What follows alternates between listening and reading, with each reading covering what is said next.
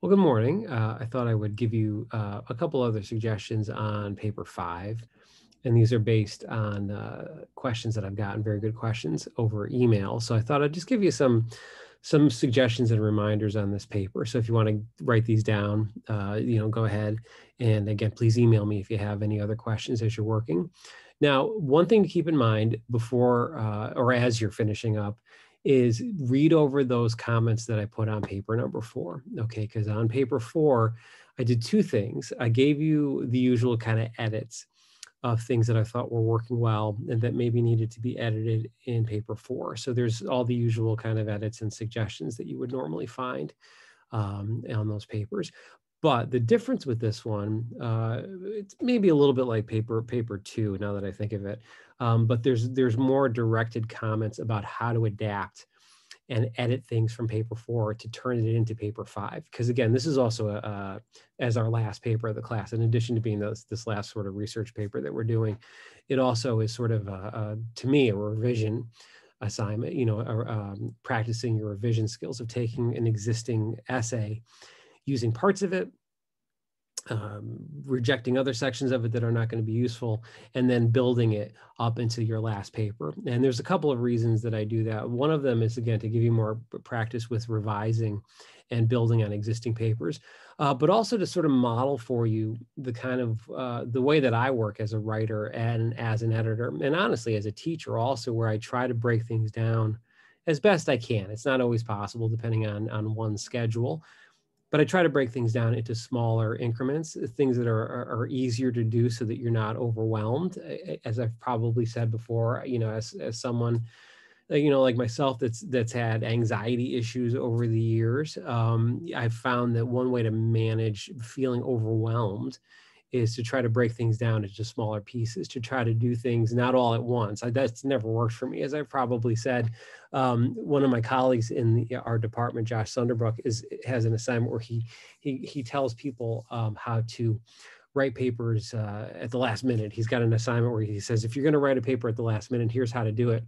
And he and I had this conversation years ago where I said I would never be able to teach that well because I don't write that quickly. And I write better when I'm writing, again, it's sort of slowly in smaller pieces, in sections. Maybe I'll write the one part of an essay first, let it sit, and then come back to it. For me, I discovered that pretty early on as an undergraduate, that especially as an English major where I had to write a lot of papers, it was easier for me to sort of do them in smaller pieces so that I wasn't trying to write them all at once. And I certainly had friends that did that. I have one very, very good friend who teaches at Bryn Mawr College out in outside of Philly. And to this day, we're both in our late 40s, and she still writes her articles like that, almost at the not at the last minute, but she works better when she's kind of has to do it all at once. And we have this conversation where that's just not effective for me as a writer. Everybody works a little bit differently, but for this one, like I said, we're building on paper 4, and so you're going to be able to keep the research paragraphs on Porcelino, the material you found from the outside articles for paper number 4, you should keep that. You'd be able to keep some of the analysis and discussion of scenes from the book. But what's going to be new in this paper, and again, I just want to mention this again as you're working on it and finishing it, you'll need a new introduction. The introduction from paper number 4 will not work for this one. It's got a different thesis, different focus than the first paper. Likewise, you'll need a new ending. The ending will have to be different. The ending that you had for paper 4 will not really work for this paper because, again, the topic is different. You'll have new sections on Asano and on the research that you did on him. You'll have one new source on Porcelino, which I talked about in the last video. And in terms of where you place some of that, that's on the directions. And so if you go back through the directions from last week, you'll see that there's a lot of detail there on where to plug in the new information, particularly on Asano. Now, let me give you some suggestions on the thesis for this one as you finish up. And to do this, I have an assistant who just arrived here in my office. Hold on a second. Let me get her and show you what I mean. So as you probably can hear, Rosie's here. I think she mostly wants a mid-morning snack. But sometimes with this last paper, when it's a comparison like this, what happens is that I have, she has to go to the vet today for her checkup. So this is why she's not thrilled.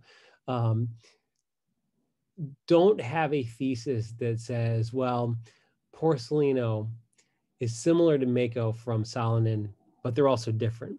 That's going to be a very limited thesis, because most things have similarities and differences. Like Rosie and I are both mammals, as you can see here. I'm a happier one than she is at the moment. So we have that in common, but we also have a lot of differences, I hope. I think she's smarter than me most of the time, to be honest. And there she goes. So one thing to keep in mind is make the thesis concrete, make it specific. So if you're going to say that these are similar characters, tell me how they're similar. Be concrete about it. Is it because they both have this love of music? Is it because they both look to their elders for advice, which they do in both books?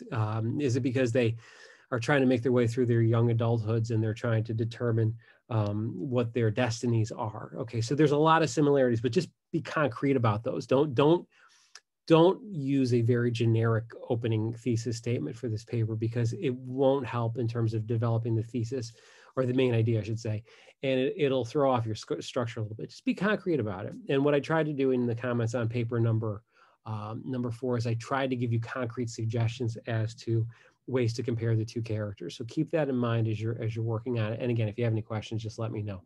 Rosie, by the way, is still sitting here because she's waiting to get some kind of snack. So when I finish this video, I'll give her a snack. What else can I say about this paper? As I said, also look at whatever I corrected or edited in paper number 4. So if I mentioned that you needed stronger, explanation of quotations from your Porcelino sources, now's the time to add that. If I mentioned that you needed, corrections to your citations, then make sure that you correct those. So those are still targeted edits that I put in paper 4 that you should definitely take a look at carefully. And again, if you have any other questions, let me know. The good thing about this paper, and one thing I wanted to reiterate, was that because it's due when it's due, which is coming up here this week, you're going to have plenty of time to then therefore work on that final revision, which is our last assignment. And so one reason I like to do this longer assignment before the end of the semester, if you're wondering why it's due now, is it gives me time to get it back to you, so you see how you did on it, since it's our major grade for the semester, and you can see all my feedback. But it also will allow you to focus on your finals for your other classes, because our final revision assignment is fairly short. You're just revising an existing paper, any paper from 1 through 3, or you're doing an alternate topic if your grades are already pretty consistent and you don't need a revision. So no matter what semester it is, I always do it this way. I have the 5th paper due at least 2 weeks before the end of the semester, so that way I have time to get it back to you and to see if there's any other issues with the essay, and then therefore what your grade is on that paper. And so I did that well before the pandemic and the online courses.